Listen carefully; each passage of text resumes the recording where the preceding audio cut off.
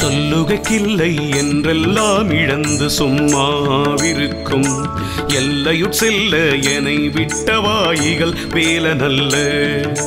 கொல்லியை சேர்க்கின்ற சொல்லியை கல்வரை கொவ்வை செவ்வாய் பல்லியை புல்கின்ற மால்வரை தோழன் நல் வல்லபமே தோழன் நல் வல்லபமே.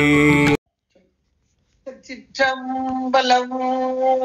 ஹர நம பார்வதி பதே ஹர மகாதேவ. தென்னாடுடைய சிவனே போற்றி, எண்ணற்றவர்க்கும் இறைவா போற்றி. திருச்சிற்றம்பலம். பொய்யான திருமேனி உமைத்தனம் மிகமேவும் கழியாரவரும் யானை கடல் வாழும் மரபாமல் அழியாழுமல தூவும் அடியார்கள் உளமாற வழியாகும் வலிதாய வினை கூட நினையவே. திருச்சிற்றம்பலம். தில்லை குத்தபெருமான் திருவடிகளை சிறமேற்கொண்டு குருமகா சன்னிதானங்கள் பொற்பாதம் பணிந்து அடிய பெருமக்கள் பொற்பாதம் பணிந்து இன்றைய கந்தர் அலங்கார சிந்தனையிலே நமக்கெல்லாம் சென்ற வாரம் தேனென்று பாகன்று ஓமிக்க ஒன்னா மொழி தெய்வ வள்ளி கோன் அன்று எனக்கு உபதேசித்தது ஒன்று உண்டு புறவற்றோ. அது என்னன்னு சொல்றேன் அப்படிங்கிறார். வா அத குறவற்றோன்னு சொல்லிட்டு வான் அன்று கால் அன்று தீ அன்று நீர் அன்று மண்ணு மன்று தான் அன்று நான் அன்று அசரீரி அன்று சரீரி அன்று அன்று அன்று அன்று என்று எல்லாவற்றையும் இது இல்லப்பா இது இல்லப்பா இது இல்லப்பா அப்படியே விட்டு விட்டு விட்டு விட்டு விட்டு போய்கிட்டே இருக்காரு. அப்ப எதுதாப்பா சொல்லுங்கப்பா அப்படின்னு சொன்னா, இது இந்த பொருள் சொல்லிற்குள் அடங்குமோ என்றால் அடங்காது என்பதுதான். யான் எனது என்னும் இந்த சொல்லிற்குள் அடங்காத ஒரு தன்மை எப்படிப்பட்டதுன்னா, மன வாக்குக்கு மன வாசகம் கடந்தான் மனதிற்கும் வாக்கிற்கும் அகப்படாதவன் இவன் என்பதை இந்த இடத்துல அழகா சொல்றார். இவன் வானா அல்ல, ஆனால் வானம் வானத்தோடு இயைந்து ஒன்றித்து அதனை இயக்கும் பொருள். அதான் வானாகி மண்ணாய் ஆகி ஆகி என்பார். ஆனா இன்னைக்கு அவன் எப்படிப்பட்டவன் என்று சொல்லும் போது அன்று அன்று அன்று அன்று என்கிறார். அப்ப அவனை பற்றி இங்க சொல்லணுமே அப்படின்னா அதுக்குரிய கேள்விக்குரிய பதிலாக்கி கொண்டு வருகிறார். அங்கே வந்தது கேள்வி. என்ன கேள்வி வந்தது? இவன் எப்படிப்பட்டவன்? இவன் அன்று அன்று வான் அன்று வான் அன்று காலன்று வரிசையா சொன்னார். அப்ப எப்படிப்பட்டவன் தான் சொல்லுங்களே அப்படின்னு சொன்ன உடனே அதுக்குரிய பதில் அடுத்த பாட்டிலேயே அழகா போடுறார் கந்தர் அலங்காரத்திலே. சொல்லுகைக்கு இல்லை. நல்ல வார்த்தை, அப்படியே பிராக்கெட்டுக்குள்ள கொண்டு வாங்க. ஏன்னா இறைவன் எப்படிப்பட்டவன் என்றால் மன வாசகம் கடந்தான், மனதிற்கும் வாக்கிற்கும் வாக்குக்கு அப்பால் பட்டவன்.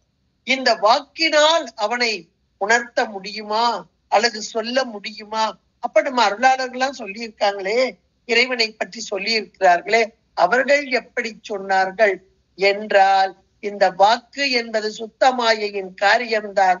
இந்த மாயை என்ற காரியத்தின் மூலமாக அவன் அகப்படக்கூடியவனும் சொல்லப்படக்கூடியவனும் இல்லை.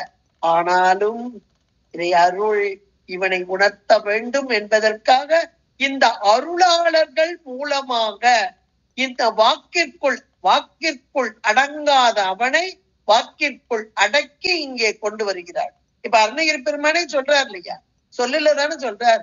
அப்ப சொல்லுகைக்கு இல்லைங்கிற, அது சொல்றதுக்கு சொல் இல்லைங்கிற. ஆனா சொல்லில் அடக்கினால் அன்றி நாம இன்றைக்கு உணர முடியாது. அந்த சொல் தான் நமக்கெல்லாம் உணர்த்தக்கூடியதாக இருக்குது. அப்ப எப்படி கொண்டு வருகிறார் பாருங்கள். அத சொல்லுகைக்கு இல்லை என்று சொல்லிவிட்டு சொல்லால் அவனை அடக்கவோ அல்லது அறிவிக்கவோ முடியாது. இந்த உலகத்து பொருள் இன்னைக்கு உலகம் நமக்கு அனுபவத்திற்கு இருக்கிறது. அனுபவம்னா நமக்கு கரணங்கள்லாம் கொடுத்திருக்கார் சாமி, கருவிகரணங்கள் எல்லாம் கொடுத்திருக்கிறார். தனு கரணம் இவையெல்லாம் கொடுத்து இந்த உலகம் புவனமும் கொடுத்து போகத்தையும் கொடுத்து அனுபவித்து கொண்டிருக்கிறோம். இதை கண்ணால பாக்குறோம், ஒரு காட்சியை பாக்குறோம். அப்ப கருவிகரணங்கள் மூலமாக நமக்கு வரக்கூடிய கண்ணால் பார்த்தல், செவியால் கேட்டல், நாவால் ருசித்தல், இதையெல்லாம் இந்த சொல்லில் அடக்க முடியுமானா ஒரு சிலதை அடக்க முடியும், எல்லாத்தையும் சொல்ல முடியாது. இப்போ எங்க நீங்க போயிட்டு வந்தீங்களாம்ல, அங்க போயிட்டு வந்தீங்களாம்ல, மலை பக்கமா ரொம்ப நல்லா இருந்துச்சுன்னு கேள்விப்பட்ட எல்லாரும் சொன்னாங்களே, எப்படிங்க இருந்துச்சுன்னு ஒருத்தர் கேட்டார்னா, இவங்க ரொம்ப அருமைங்க, இவ்வளவு வெயிலா இருந்ததா, அதான் கொஞ்சம் குளிர்ச்சியா இருக்குமே அந்த பக்கமா போனோமா, அவ்வளவு பியூட்டிஃபுல்லா இருந்தது, அந்த மலையே பார்க்க ரம்யமா இருந்தது, அந்த கிளைமேட் அதை விட சூப்பரா இருந்தது, இருந்த ஒரு 2 நாள் நாங்க இருந்தோம், அவ்வளவு அனுபவிச்சோம் அப்படின்னு சொல்லுக்குள் அடக்கி கொண்டு வருவார்கள். ஆனால் அந்த அனுபவத்தை கேட்பவர்கள் சொல்லின் மூலமாக ஓரளவு உணர்வார். அப்ப இந்த உலக அனுபவம் எல்லாம் சொல்லிற்குள் ஓரளவு அடங்கக்கூடியதாக, முழுமையா உணர முடியாது, ஆனாலும் இவங்க சொல்றத வச்சு அப்படி அழகா கொண்டு வந்துப்பாங்க. ஆனா இறைவனை இந்த எல்லை, எந்த எல்லை? உடலோடு கூடி உலக அனுபவிக்கும் என்பது ஒரு எல்லை. இந்த எல்லையில இருந்து இறைவனை அடைய வேண்டும் என இவங்க அடைஞ்சவங்க. இந்த உலக எல்லையை தாண்டி இறைவனோடு ஒன்றித்து அவன் தரும் அனுபவத்தை அனுபவித்தவன். அந்த அனுபவத்தை இந்த சொல்லுக்குள்ள சொல்ல முடியுமா? சொல்ல முடியாது. ஆனாலும் திருவருள் உணர்த்த, திருவருளின் மூலமாகத்தான் தன் செயல் அற்று, தான் அற்ற பின் தன் செயல் அற்று, ஏன்னா நம்முடைய செயலே அங்க இருக்காது, முழுக்க இறை செயல். அதை இறை அருளால் இந்த வார்த்தைகள் எல்லாம் நமக்கு கொடுக்குறாங்க. அதனாலதான் நமக்கு நிறைய புரிய மாட்டேங்குது. திருவாசகம்லாம் ஓதுதல் எளிது, ஆனால் உணர்தல் அரிது என்ற மாத்திரை அவங்களும் அனுபவிச்சு அந்த அனுபவத்தை தான் இங்கே சொல்லாக்கி தருகிறார். எந்த எல்லையில இருக்கிறாங்க? இந்த எல்லையில இருந்து அந்த எல்லைக்கு போயிட்டாங்க. இதுக்கு அப்பாற்பட்ட ஒரு எல்லை, அது எல்லை என்னன்னு தான் நமக்கு இப்ப காமிக்க வர்றாரு. சொல்லுகைக்கு இல்லை என்று, அப்ப அந்த எல்லைக்கு போறதுக்கு ஒரு குவாலிபிகேஷன், தகுதி வேணும் இல்லையா? என்ன தகுதி சொல்றாரு பாருங்க. எல்லாம் இழந்து, எல்லாம் இழந்தால் சுகம் வருமோ அப்படின்னா, எல்லாம் இழந்த போதுதான் சுகமே ஆரம்பிக்கும் என்று நமக்கு அனுபூதியில, ஏன்னா அனுபூதி என்பது ஒன்றித்து இருந்து அனுபவித்தல். அந்த ஒன்றித்து இருந்த அனுபவத்தை அழகா சொல்வார். உல்லாச நிராக்குள்ள யோக இத சல்லாப்ப வினோத்தனும் நீ அலையோ, எல்லாம் அற என்னை இழந்த நலம் சொல்லாய் முருகா சுரப்பு பதிய. அந்த இடத்துக்கு மேல கொண்டு போயிட்டார். எந்த இடம்? உல்லாசம், நிராகுலம், யோகம், இதம், சல்லாபம், வினோதன். 6 6 படை வீடு, 6ம் 6 ஆதாரம். 6 ஆதாரங்களை தாண்டிய நிராதார நிலை. இதான் துவாதசாந்த பெருவழி. 6 ஆதாரங்கள் நம்மகிட்டயே இருக்கு, 6 படை வீடாக இருக்கிறது. உல்லாசமாக, நிராகுலமாக, யோகமாக, இதமாக, சல்லாபமாக, வினோதனமாக, இவ்வளவு 6 ஆதாரங்கள் தான் அந்த பாட்டுல சொல்ல. ஆனா 6 ஆதாரங்களை தாண்டிய நிராதாரன் அந்த பெருவழி, அந்த பெருவழியில கொண்டு போய் எப்போ எல்லாம் அற யான் எனது என்னும் இந்த இரண்டும், யான் எனது என்ற இரண்டும் நீங்க வேண்டும். இது அகங்காரம் மமகாரம் என்று சொல்வார்கள். அந்த இரண்டும் நம்மை விட்டு நீங்கினால் இது என்னுடையது அல்ல, இது நான் அல்ல, எல்லாம் இறை செயல், எல்லாம் திருவருள் என்ற உணர்வு மேலோங்கி நிற்க வேண்டும். எல்லா காரியத்திற்கும் தன்னையே முன்னிறுத்தினால் இறைவனுக்கு அங்க வேலை இல்லை. இறைவனை உணராத தன்மை இந்த ஆன்மாவுக்கு. இறைவனை முன்னிறுத்தி எல்லாம் அவன் செயல், எல்லாம் திருவருள் கூட்டியது என்று இருந்தால் இங்கே ஆன்மா ஒன்றித்த நிலை. யாரோடு? இறைவனோடு ஒன்றி. இதுதான் இந்த பாட்டுல ரொம்ப அழகாக சொல்லப்படுகிறது. எல்லாம் அற என்னை இழந்த, 2 வார்த்தை. எல்லாம் அற ஒண்ணு, என்னை இழந்த ஒண்ணு. எல்லாம் அற என்பது மமகாரம், என்னை இழந்த என்பது அகங்காரம். இந்த இரண்டும் நீங்கிய மாத்திரத்தில் என்ன கிடைச்சது அப்படின்னா நலம் கிடைச்சது. நலம் என்பது மேலான அனுபவம், சுகானுபவம் அப்படிம்பாங்க. இறைவனோடு ஒன்றித்த அந்த நிலை, அந்த நிலையை அந்த பாடல்ல சொல்றார். இந்த பாடல்லையும் அப்படியே அதே கான்செப்ட கொண்டு வர்றார். சொல்லுகைக்கு இல்லை, வார்த்தைகளுக்குள் அடங்காத இவன் என்று எல்லாம் இழந்து, அதே அந்த கொண்டு வர்றார். எல்லாம் இழந்து யான் எனது என்னும் செருக்கு எல்லாவற்றையும் நீங்கி, இது குவாலிபிகேஷன். நீங்கிய மாத்திரம் மட்டும் இல்ல, சும்மா இருக்கும் எல்லை. அந்த சும்மா இருக்கும் எல்லை எது என்றால் வாக்கு மனம் கடந்த அந்த நிலையில மேலான ஒரு நிலை. அந்த சும்மா இரு சொல்லற என்றாலுமே அம்மா பொருள் அறிந்தில. அம்மா பொருள் சும்மா இருந்தா அவருக்கு உபதேசம். இதுவும் உபதேச வார்த்தை தான் என்னைய கேட்டா. அப்ப அந்த சும்மா இரு என்பது இன்னைக்கு நமக்கு மனம், வாக்கு, காயம் மூன்றினாலும் தான் நமக்கு வினைகள். ஒவ்வொரு வினையும் செஞ்சு ஒரு நொடிக்கு 1000 வினை செய்யறோம். ஏன்னா மனது நாள். வாக்காவது கொஞ்ச நேரத்துக்கு ரெஸ்ட் எடுக்கு, காயம் கொஞ்ச நேரம் ரெஸ்ட் எடுக்கு. ஆனா மனம் ஒரு நேரமும் அப்படியே அசையாத நிலை என்பதே கிடையாது. அப்ப அதன் மூலமாக எழக்கூடிய எண்ணங்கள் எல்லாம் வினைகள் தான். அந்த எண்ணங்களும் நான் பார்த்து எப்படி செஞ்சேன் தெரியுமா, நான் பார்த்து எப்படி படிச்சேன் தெரியுமா, நான் பார்த்து இப்ப யான் எனதுன்றது எங்க இருந்து உருவாகுது? இந்த மனதின் எண்ணங்கள். ஒவ்வொரு எண்ணத்துக்கும் ஒரு பிறவி. அதான் மண்ணில் நல்ல வண்ணம் வாழலாம் எண்ணில். எண்ணங்கள் முதல்ல செம்மையா வரணும். எண்ணங்கள் செம்மை இல்லை என்றால் வாழ்க்கை பாதையுமே தடம் புரண்டிடும். ஏன்னா வினைக்கு ஈடாக இன்ப துன்பங்களை மீண்டும் மீண்டும் மீண்டும் அனுபவிக்க வேண்டும். அந்த நிலை வந்துவிடும்.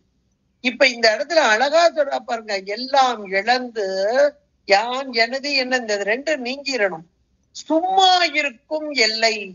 அந்த சும்மா இருக்கும் எல்லை என்பது என்ன என்றால், இந்த கருவிகரணங்களோடு கூடி இந்த உலகத்தை அனுபவித்துக் கொண்டிருக்கும் ஆன்மா கருவிகரணங்கள் இல்லாத நிலையிலே திருவருளோடு கூடி நின்று அனுபவிக்கும் ஒரு இடம் உண்டு, பேரு உண்டு. அப்ப அந்த நிலைக்கு எட்டியவர்கள் இவர்கள். அந்த வார்த்தையத்தான் இங்க அழகா தூக்கி போடுறார். ஏன்னா இதெல்லாம் வார்த்தையில சொல்ல முடியாது, எல்லாராலும் உணரக்கூட முடியாது. இன்னைக்கு நமக்கு கொடுக்கப்பட்ட கருவிகரணங்களால உணர்றதே, நம்ம உலகத்தை உணர்றதே பார்த்து எல்லாம் செஞ்சா கூட நம்மை தாண்டிய அந்த நிலைக்கு போயிடுறோம். அதாவது சொல்லொன்று இருக்க, செயலொன்று இருக்க, மனம் ஒன்று நினைக்க, இப்படி மாறி மாறி மாறி எல்லாமே மாறி நடக்குது. ஆனால் இதை கடந்த நிலையில எப்படி இருக்கும் பாருங்க. அப்ப அது அந்த அருளாளர்களுக்கு இந்த மாயை அனுபவத்தோடு கூடி மயக்கத்தை செய்து கொண்டிருக்கும் இந்த வேளையிலே மயக்கம் நீங்கி திருவருள் பற்றி கொண்டு ஆதாரங்களிலிருந்து மேல் நோக்கி எழுப்பி நிராதார நிலைக்கு சென்று அந்த எல்லையுள், சும்மா இருக்கும் எல்லையுள். இப்ப நம்ம எந்த எல்லையில இருக்கோம்?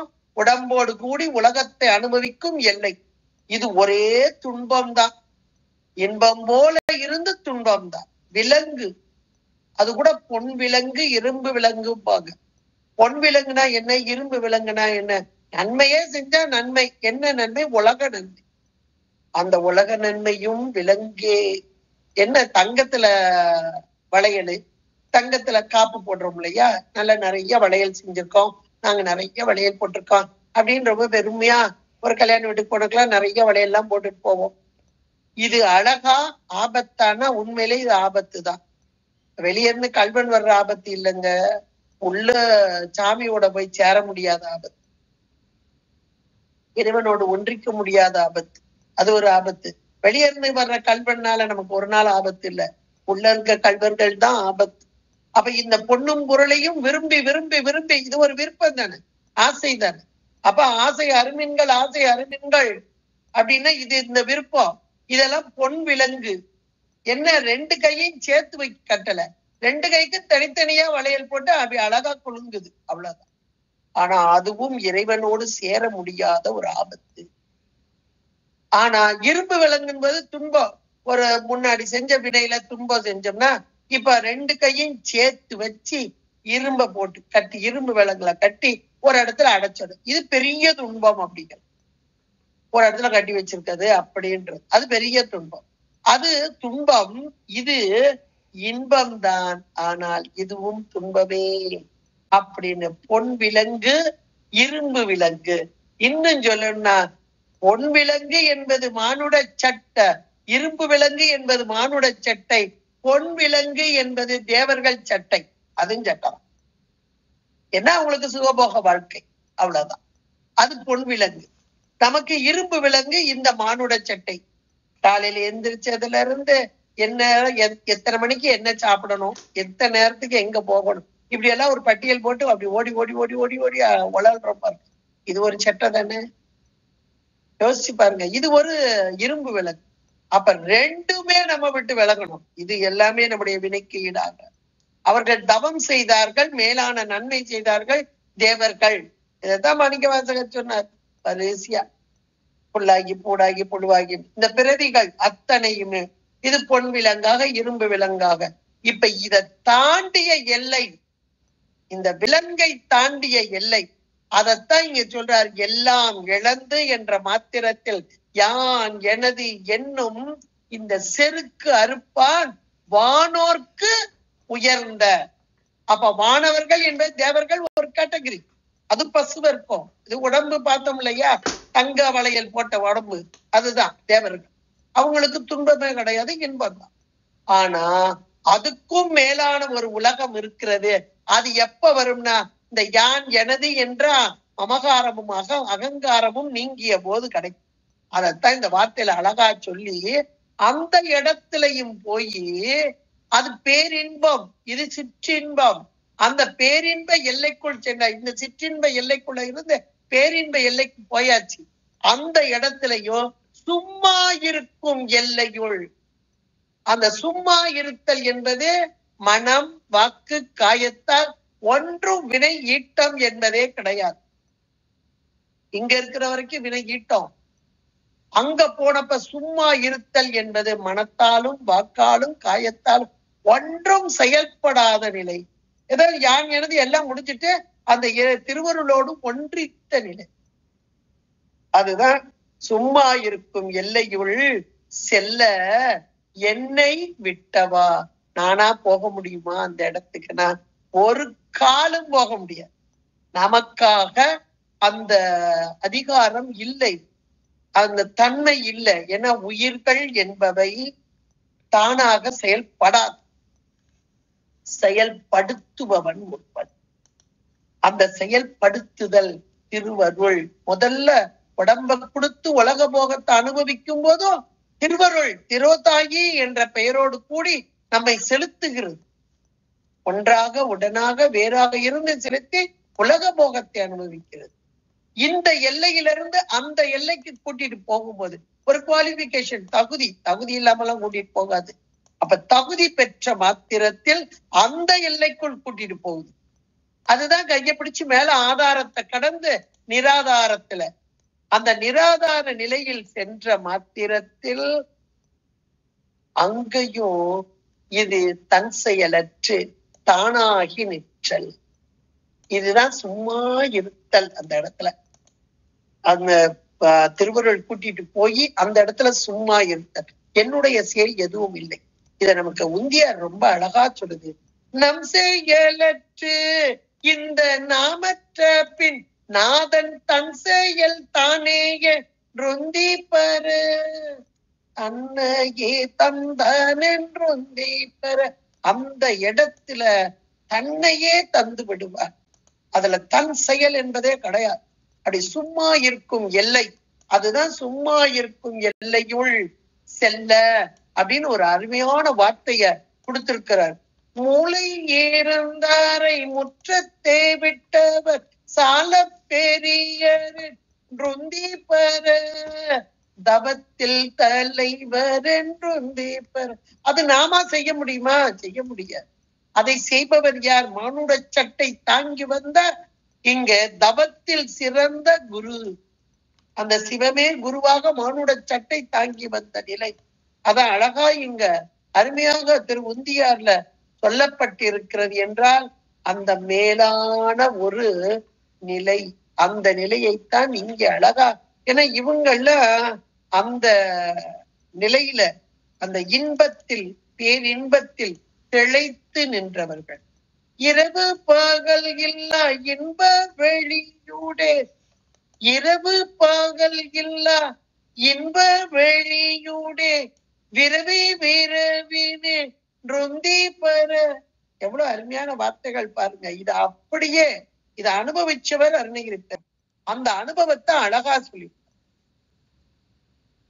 சொல்லுகைக்கு இல்லை என்று எல்லாம் இழந்து சும்மா இருக்கும் எல்லையுள் தன் செயலற்று தானாகி நின்ற அந்த எல்லையுள் செல்ல என்னை விட்டவா. நானா போக முடியாது, என்னை கையை பிடிச்சு கொண்டு போய் அங்க விட்டுட்டேங்கிற. எவ்வளவு ஒரு அருமையான வார்த்தை, பதில் பாருங்க. விட்டவா அப்படின்னு சொல்லிட்டு அந்த பெருமான் எப்படிப்பட்டவர் அப்படின்றத அடுத்த 2-3 வாரியில அப்படி அழகா போடுறார். இகல் வேலவன், இகல் வேலவன் என்கிறார். கையிலே வேலை கொண்ட இறைவர் முருகப்பெருமான். அந்த வேல் எப்படிப்பட்டது என்றால், இகழுதல் என்றால் மாறி நிற்றல். எதிலிருந்து மாறுதல் அப்படின்னா, துன்பம் வந்த மாத்திரத்தில் அந்த துன்பத்தை எல்லாம் நீக்கும் தன்மை கொண்டது. பகைவர்கள், துன்பத்துக்கு காரணம் யார்? பகைவர்கள் தானே. அந்த பகைவர்களை துவம்சம் பண்ணக்கூடியது. பகைவர்களை முன்னாடி நிக்கிற பகைவர்கள் நமக்கு யாரு? 6 பகைவர்கள் என்பார்கள். காமம், குரோதம், ரோபம், மதம், ஆச்சரியம் என்ற 6 பகைவர்கள். இது அனவமலத்தின் காரியமாக காரியப்பட்டு வருதல். இதை நீக்குவதுதான் இந்த ஞான வேலின் கடமை. அதுக்காக தான் கையில ஞான வேலை பார்க்கும் போதெல்லாம் நம்முடைய துன்பம் தரும் பகைவர்களை நீக்கும் பொருள் இது, இந்த வேல். அது கூர்மையான பொருள், அகன்ற பொருள், ஆழ்ந்த பொருள். கூர்த்தமை ஞானத்தால் கொண்டு உணர்வார் அப்படின்னு மாணிக்கவாசகர் ரொம்ப அழகா சொல்றார். அப்படிப்பட்ட இகல் வேலவன் மாறி நின்றென்னை மயக்கிடும் வஞ்ச உள்ளன் 5 வழி அடை தமுதே. மாறி நின்று எனக்கு துன்பத்தை தரக்கூடியது இந்த புலன்கள் எல்லாம். இந்த புலன்கள் மூலமாக வெளியே போகாம என்னை காப்பது எது என்றால், அது அஞ்ஞானத்தினால இந்த புலன்களின் மூலமாக வெளியே செல்கிறது. இந்த வெளியே செல்ல விடாமல் தடுத்து நிறுத்துவது இந்த வேல். அந்த இகல் வேலவன் மாறி நின்று நம்மையெல்லாம் இந்த உலக போகத்தில அழுந்தாமல் காக்கின்ற வேலை கையில் கொண்ட வேலவன். அதான் இகல் வேலவன். அந்த வேலவன் எப்படி இருக்கிறானா, நல்ல கொல்லியை சேர்க்கின்ற சொல்லியை. இந்த வார்த்தையை பார்த்தோன்னே என்னவோ சொல்றாங்க, என்ன சொல்றாங்களோ முதல்ல நான் அப்படி நினைச்சேன். இந்த பாட்டை சும்மா படிச்சப்ப ஆகா என்ன ஒரு அருமையான பொருள் இருக்கணும். உண்மைக்கே அப்படி ஒரு வியப்பும் ஆனந்தமும். இந்த ஆனந்தத்தை எல்லாருமே கண்டிப்பா நீங்களும் அடைவீங்க. ஏன்னா முருகப்பெருமான் நம்மை முதல் 4 வரியில சொல்லும் போது நம்மளை கொண்டு போய் விட்டது. நம்மளுக்கா போக முடியாது. அந்த மேலான சுகம், அந்த சும்மா இருக்கும் சுகத்தை நாம அனுபவிக்க முடியாது. அந்த எல்லைக்குள்ளேயும் நம்ம போக முடியாது. அப்ப கொண்டு போய் விட்டது யார் அப்படின்னா, கையில் வேல். என்ன வேல்? ஞானமே வடிவான வேல். கூர்த்தமை ஞானத்தை வேலாக கொண்ட வேலவன் அவன் இகல் வேலவன். இந்த வேல் என்பது நம்மை மாறி மாறி மாறி இந்த உலகத்தை நோக்கி செலுத்தும் புலன்களை எல்லாம் அடைத்து, இந்த கையில் வேலோடு கூடிய அந்த வேலவன் நம்மை மேலான நிலைக்கு அடைத்து செல்லும். இவன் வரலன்னா அங்க போக முடியாது. அதைத்தான் இதுல அழகா சொல்லி, இகல் வேலவன். அந்த வேலவன் எப்படிப்பட்டவன் தெரியுமா? நல்ல கொல்லி. இதை அப்படியே பிராக்கெட்டுக்குள்ள கொண்டாங்க. நல்ல கொல்லியை சேர்க்கின்ற சொல்லியை அப்படின்றார். இது யாருன்னா வள்ளியம்பிரான். நல்ல கொல்லின்னா கொல்லிப்பண் அப்படின்னு நம்ம எல்லாத்துக்கும் தெரியும். நாவுக்கரச பெருந்தகையார் முதல்ல கொல்லிப்பண்ல தான் பண்ணா. கூற்றாயினவாறு விளக்கலியம் நிறைய பேர் பாடி இருக்கிறாங்க. கொல்லிப்பண்ல நிறைய பாடல்கள் வந்திருக்கிறது. நல்ல ஒரு அருமையான பண் அமைப்புல இனிமையான ஓசையை தரக்கூடிய இந்த கொல்லிப்பண் அப்படின்றது. இப்ப இந்த இடத்துல நல்ல கொல்லியை அப்படின்னா வள்ளியம்பிராட்டி இவள் எங்கே இருக்கிறாள்? வேடுவ பெண்ணாக இருக்கிறாள். வேடுவ பெண் அந்த கூட்டத்துல வளர்ந்துகிட்டு இருக்கிறாள். அது திணைப்புணத்தை காவல் காத்து கொண்டு இருக்கிறாள். திணைப்புணத்தை காவல் காக்கும் போது பாட்டு பாடிக்கிட்டே இருப்பாங்களாம். ஆலோலம் பாடுதல். அது எதுக்காகன்னா அந்த பறவைகளை எல்லாம் விரட்டுவதற்காக. அந்த அவ இருக்கிற அந்த திணைப்புணம், அந்த திணைப்புணம் என்பது அவர்களுடைய வயிற்று பசியை நீக்கும் திணை அரிசி, சின்ன அளவுல இருக்கக்கூடிய திணை. அதை இந்த கூட்டமா பறவைகள் எடுத்துட்டு போயிட்டா நமக்கு இல்லாம போகுமே அப்படின்னு அந்த பறவை கூட்டத்தை விளக்குவதற்கு உரித்தான பெண்ணாக இன்னைக்கு உட்கார்ந்துருக்க. மாயா காரியமாகிய திணை குணம். இந்த மாயை எனக்கு வேணும், எனக்கு வேணும், அந்த திணை எனக்கு வேணும், எனக்கு அந்த யான் எனதோடு கூடி உட்கார்ந்திருக்கிறாள். அவளுக்கு தெரியல. தவத்தில் சிறந்தவள், ஆனால் இங்கே அனுப்பப்பட்டவள். மானுடர்களாகிய நமக்கு நம்முடைய சார்பாக வந்த பிரதிநிதி என்றால் இந்த வள்ளியம்பிராட்டி தான். அவள் இங்கே இருப்பது மாயையாகிய திணைப்புணத்தில். அவள் பாடிக்கொண்டிருப்பது ஆலோலம். அவளுடைய வார்த்தைகள் இனிமையாக வருமா? எப்படி வருமா? கொல்லிப்பண் போல வருமா? இசையிலே பண்ணிலே பண்ணிசையிலே இனிமையை தருவது கொல்லிப்பண். அது போன்ற சொல் வெளிப்படுதல். அதான் நல்ல கொல்லியை சேர்க்கின்ற சொல்லியை அப்படின்னு. அது அப்படியே நல்ல கொல்லின்னு வச்சுக்கோங்க. ஒண்ணு கொல்லிப்பண், இன்னொன்னு கொல்லுதல், நீக்குதல் அப்படின்ற ஒண்ணு. இந்த இடத்துல கொல்லுதல் அப்படின்னு சொன்னா நல்ல கொல்லின்னு ஒண்ணு வந்திருக்கு. கெட்ட கொல்லின்னு கெடுதல் செய்யக்கூடிய கொல்லி அல்ல. இது நல்ல கொல்லி என்ற மாத்திரத்தில் நன்மையே தரக்கூடிய ஒரு பொருளாக, அதுதான் நல்ல கொல்லி. அந்த மேல ஒரு வார்த்தை இருக்கு நல்ல கொல்லின்னு. அதனால கொல்லுதல் அப்படின்னா ஒரு நஞ்சுன்னு வச்சுக்கோங்களேன். ஒரு நஞ்சு சாப்பிட்டா இறத்தல். ஆனா இது நல்ல கொல்லி, சாகாமல் இருக்கக்கூடியது, நஞ்சு கிடையாது. அப்ப மேலான மருந்து. அப்ப அந்த கொல்லி என்பது பண் இசையில, இன்னொன்னு நல்ல கொல்லி என்ற மாத்திரத்தில் சாகாமல் இருத்தல். அப்ப அப்படிப்பட்ட ஒரு இசையை என்னது சொல்றாரு? கொல்லியை சேர்க்கின்ற சொல்லியை சொல்லாக வெளிப்படுகிறது.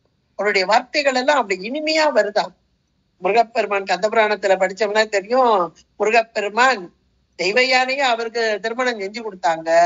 ஆனா இவரோ இங்கே திணைப்புணம் காத்து கொண்டிருக்கும் வேடுவ கூட்டத்து பெண், வேடுவர் பெண்ணாக வளர்ந்து வரும் வள்ளியை திருமணம் புரிய இவரே இறங்கி வந்தார். இறைவனே இறங்கி வருதல். ஆனால் வந்தது இறைவன் என்று உணர்ந்தாளா இந்த பெண்? இருப்பது மாயா புணம், இந்த திணைப்புணம். அதனால அவளுக்கு தெரியல. அப்புறம் குருவாக யானை வடிவில் அந்த விநாயக பெருமானே முருகப்பெருமானை காட்டி கொடுத்தல். அந்த திருவை சேர வேண்டும் என்றால் குரு வர வேண்டும் என்பதற்காக. அது வரைக்கும் ஒவ்வொரு சம்பவம், நிறைய சம்பவம் அதுல உண்டு. இந்த வள்ளி கல்யாணமே ரொம்ப அருமையா வில்லுப்பாட்டுல கிராமங்கள்ல எல்லாம் ரொம்ப அழகா சொல்லுவாங்க இந்த கதைகளை. இதுல முருகப்பெருமான் இந்த வள்ளிய பாக்குறாரு, அனுபவிக்கிறாரு. ஆகா, இந்த பெண்ணு எவ்வளவு தவத்துல சிறந்தவ. இப்ப இந்த வேடுவ கூட்டத்துல உட்கார்ந்துகிட்டு, இங்க உட்கார்ந்து இந்த மாயா காரியமாய திணைப்புணத்தை காத்துக்கிட்டு இந்த இனிமையான இந்த சொல்லிக்கிட்டு உட்கார்ந்து இருக்கிறாளே, இவளை எப்படி. ஆனா அந்த சொல் இனிமை இவருக்கு ரொம்ப பிடிக்குது. அதை கேட்கறதுக்காக வர்றாரா. முதல்ல இவ பாடல, பேசல.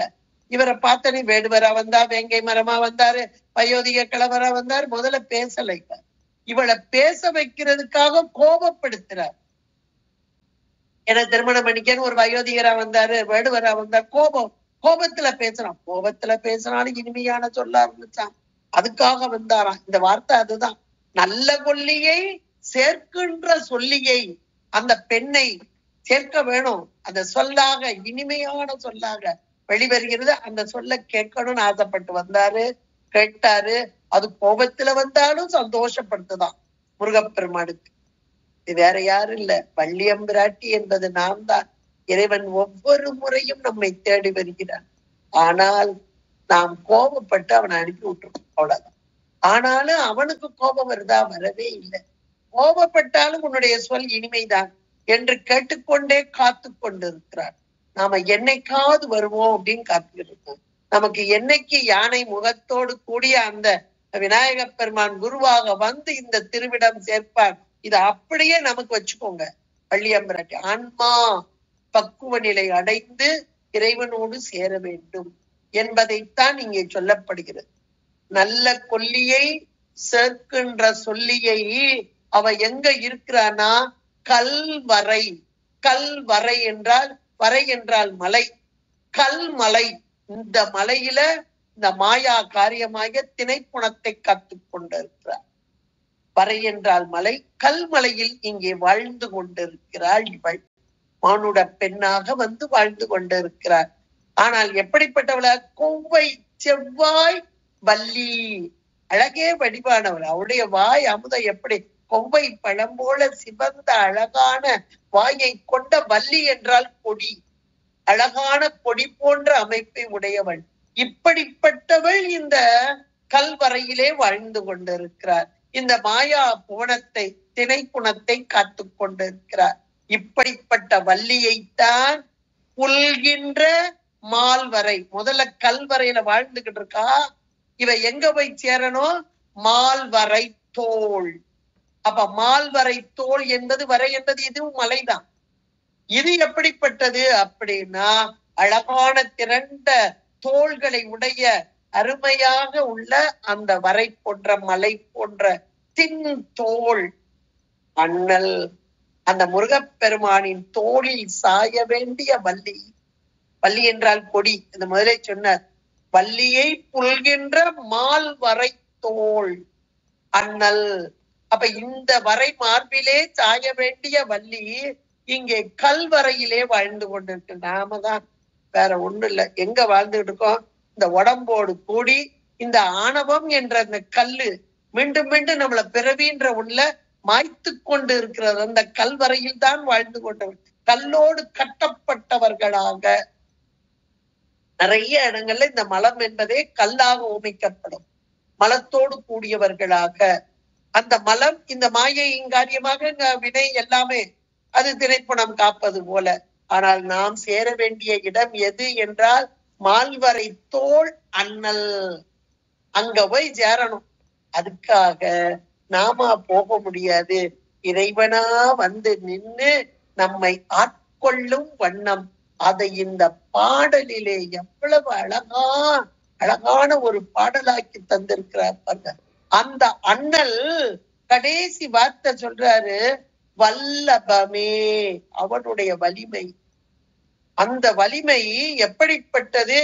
இப்படிப்பட்ட பெண்ணையும் தன் மார்பிலே சேர்க்க வேண்டும் என்ற வல்லபமே, வலிமை கொண்டது, ஆற்றல்.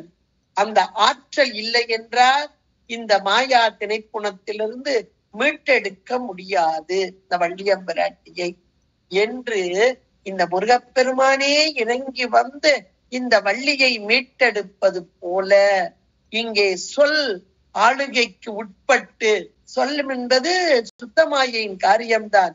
இங்கே சொல்லப்பட்ட சொல் என்ன சொன்னார்? கொல்லியை நல்ல கொல்லியை சேர்க்கின்ற சொல்லியை நல்ல கொல்லியாக, அதாவது அந்த வார்த்தைகள் எப்படிப்பட்டது? இனிமையான வார்த்தைகள். பக்குவம் பெற்ற ஆன்மாவுக்குத்தான் இறைவன் இறங்கி வருவான் என்பதையும் உணர்த்தி, அங்க அதுக்கு மேல உள்ள 4 வரிய பாருங்க. எதை சொன்னாரு? அந்த எல்லையுள் செல்ல வழி விட்டவா, செல்ல எனை விட்டவா. அந்த எல்லைக்குள்ள நம்ம போறதுக்கு ஒரு நமக்கு குவாலிபிகேஷன் வேணும். அது என்ன குவாலிபிகேஷன் என்றால், சொல்லுகைக்கு இல்லை என்று எல்லாம் இழந்து சும்மா இருக்கும். இது நமக்கு குவாலிபிகேஷன். எல்லாம் இழந்து யான் எனது எண்ணம் அந்த நினைப்பு அகங்காரம் மமகாரம் நீங்குதல். இப்படிப்பட்ட நிலை இங்கே அது அப்படியே இங்க வந்து வள்ளியம்பிராட்டியை ஆட்கொள்ளுவதையும் எடுத்து சொல்லி, மானுடர்களாகிய பக்குவம் பெற்ற ஆன்மாக்கள், இவர் அந்த நிலையில இருந்த அந்த ஆன்மாக்களை தன்னோடு சேர்த்து கொண்டு அந்த சும்மா இருக்கும் எல்லையுள் விட்ட என்னை விட்டவா என்று அழகான அந்த ரெண்டையும் பொருத்தி சொல்லும் பாங்கு. அருணகிரி பெருமானுக்கு ஒவ்வொரு நொடியும் நம்ம இமைப்பொழுதும் இந்த குருநாதருடைய திருவடியை வணங்க வேண்டும். இப்படிப்பட்ட வார்த்தைகளை நமக்கு கொடுத்து இதை நினைதொரும் உள்ளுக்குள்ள தேன் ஊறும் என்பது போல அப்படிப்பட்ட ஒரு நிலையை நமக்கு உண்டாக்குகின்றார் என்றால் அப்படிப்பட்ட சொல் வளம் சந்த தமிழ் நல்ல ஒரு அருமையான பாடலாக்கி இங்கே கந்தர் அலங்கார பாடல். இந்த அலங்காரத்தை கொண்டு வந்து முருகப்பெருமானை சாத்துறார். சொல்லுகைக்கு இல்லை என்று எல்லாம் இழந்து சும்மா இருக்கும் எல்லையுள் செல்ல என்னை விட்டவா இகழ் வேலன் நல்ல கொல்லியை சேர்க்கின்ற சொல்லியை கல்வரை கொவ்வை செவ்வாய் வள்ளியை புல்கின்ற மால்வரை தோள் அண்ணல் வல்லபமே என்பதாக எவ்வளவு ஒரு அருமையான ஒரு பாடலை தந்திருக்கிறார் என்றால் இந்த பாடெல்லாம் தினந்தோறும் சொல்லிப்பார். நம்ம மனம் பக்குவப்படும். மீண்டும் சொல்லிக்கிட்டே இருக்கணும். முதல்ல வாய் விட்டு சொல்லணும். அப்புறம் வாய் விட்டு சொல்லி இந்த வாய் அடங்கிடணும். மனதுக்குள்ளே சொல்லணும். அப்புறம் மனமும் அடங்கிடும். இவ்வளவுதான் இந்த பாட்டோடைய பொருள். அதுதான் வாய் விட்டு முதல்ல சொல்லிக்கிட்டே இருக்கணும். வாய் வலிக்கிற வரைக்கும் சொல்லணும். அப்புறம் வாய் அடங்கிடணும். மனம் சொல்லிக்கிட்டே இருக்கணும். மனமும் அடங்கி. இது இறைவனோடு அந்த சேர்க்கக்கூடிய மேலான அந்த எல்லையுள் சும்மா இருக்கும் எல்லையுள் செல்லுதல். அது இறைவன் கொண்டு சேர்த்துடும். இது வாக்கு மனம் அடங்கின மாத்திரத்துல சாமி கொண்டது. ஆனா வாக்கையும் மனத்தையும் கொடுத்திருக்காரு பாருங்க. கொடுத்துட்டு நம்ம வேறு பேச்சுக்கள் வீணான பேச்சுக்கள் வீணான சிந்தனையில் சென்றோம் என்றால் இறைவன் சரி முடிச்சுட்டு வரட்டும் மெதுவா அப்படின்னு உட்கார்ந்துருப்பார். இந்த வார்த்தைகள் மனம் செயல் எல்லாவற்றையும் இறை செயல் ஆக்கி அப்படி ஆக்கி வர ஒரு கால எல்லையில் இதையெல்லாம் நிறுத்தி பாப்பா போதும், நீ கொடுத்திருக்க காலம் இவ்வளவு காலம் கொடுத்தே, இந்த காலத்துல இவ்வளவு தூரம் என்ன நினைச்ச, என்ன பேசுன, கொடுத்திருக்க பேச்செல்லாம் பேசா நாளெல்லாம் பிறவா நாளைப்பார். அந்த பேச்செல்லாம் இறை நாமமாக இறை சொல்லாக இறை அந்த புகழை பாடும் வண்ணமாக பேசி அதுக்கப்புறம் அடங்குது பாருங்க. அப்ப சாமி இப்போ அந்த ஆன்மாவை பற்றி கொள்வார் என்பதைத்தான் இந்த பாடல் நமக்கு சொல்லும். சும்மா இருக்கன்னா முதலே சும்மா இருந்தா எங்கெங்கயோ போயிடுவோம். எல்லாம் முடிச்சுட்டு இறைவனை துதித்து வணங்கி, அதாவது அந்த 2வது இதுல கூட நமக்கு சொல்றாரு இகழ் வேலவன்றார். அப்ப இகழ்னா மாறுபட்டு இங்கே நம்மளுடைய பிரபஞ்சத்தை நோக்கி செல்லக்கூடிய புலன்கள் இதெல்லாம் அடைச்சிக்கிற தன்மை யாருக்கு வரும்? இந்த வேல், ஞானமே வடிவான வேல். அந்த வேலை கையில் கொண்ட வேலவன். அவன் செயலானா நம்மளால செய்ய முடியாது, நாம அதை செய்ய முடியாது.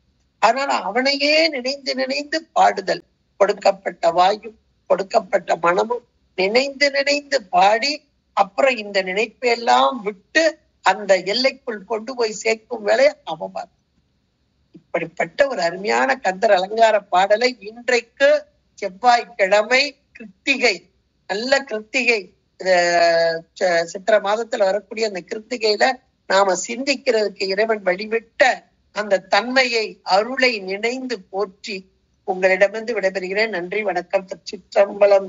ஹர பார்வதி ஹர மகாதேவ. தென்னாடுடைய சிவனே போற்றி, எண்ணற்றவர்க்கும் இறைவா போற்றி. திருச்சிற்றம்பலம். நன்றி.